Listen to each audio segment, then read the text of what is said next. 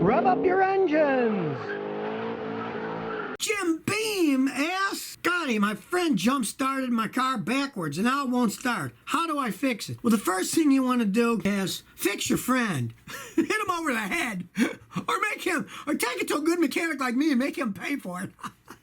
Unfortunately, when you jump start a car backwards, you can fry a lot of the computer system. I know a lot of people say, Scotty, well, there's fuses, the fuse will blow. Well, for some things like an alternator, yeah. Generally, the fuse will pop, it won't damage the alternator.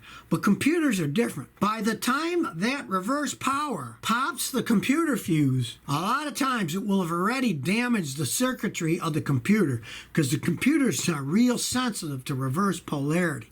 So you can easily destroy the computers before the fuse is even popped. Now, what you want to do is, of course, first check all the fuses and also what's called the fusible links. On the positive battery cable, a lot of times there's thinner wires coming off, and those are called fusible links, and they're made so that if somebody is dumb enough to jump start a car backwards, those fusible links quickly pop before it damages the rest of the car. So you want to pray that those things popped and it didn't go through and ruin the computer system of the car. ESPN Ocho says, Scotty, I'm thinking about buying a new Jeep Compass with a 2-wheel drive, ace and 6-speed automatic transmission. Could it be reliable? The transmission? Yeah, because Toyota makes them.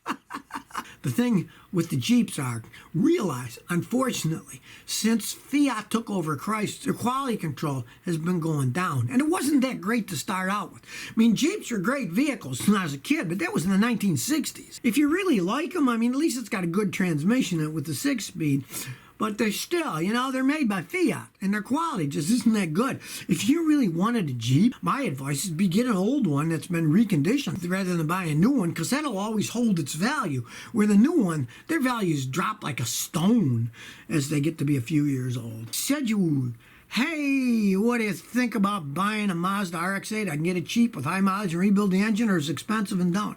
Okay, here's the thing. Rotary engines have been a failure throughout history for two reasons. One, they're generally gas hogs. They're tiny little engines, but they give horrible gas mileage. The original one, the Mazda Cosmo in a car, some of those things got like 5 miles a gallon, but they could run on any kind of fuel. That was one of their upsides. The other thing is, they always end up burning up and burning oil while you're driving them because they have triangular rotors in them. Each one has a seal, apex seal, 1, 2, 3.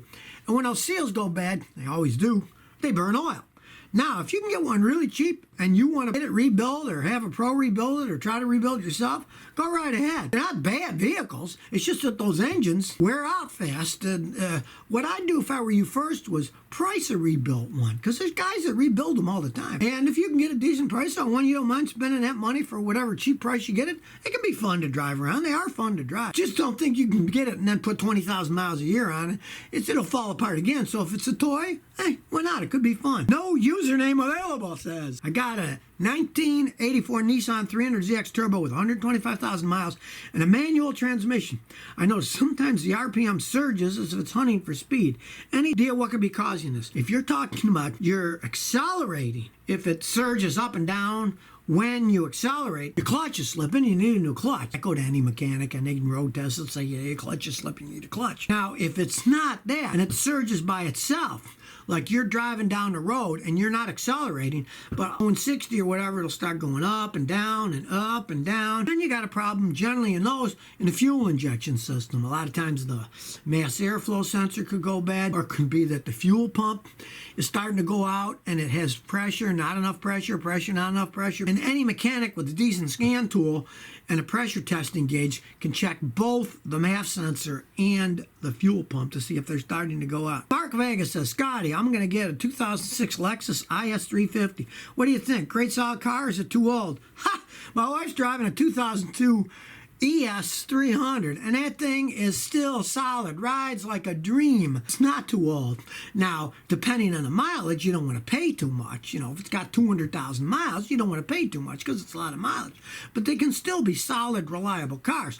But as anything else, when you're buying a used car, find a guy like me to check out the vehicle for you. We'll put our scan tool, take it for a road test, and in about an hour, we can tell you everything you'd ever want to know about that car and whether it's worth buying or not. Because you can't trust anyone when you're buying a used car except the mechanic that you trust is going to tell you the truth. So if you never want to miss another one of my new car repair videos, remember to ring that bell.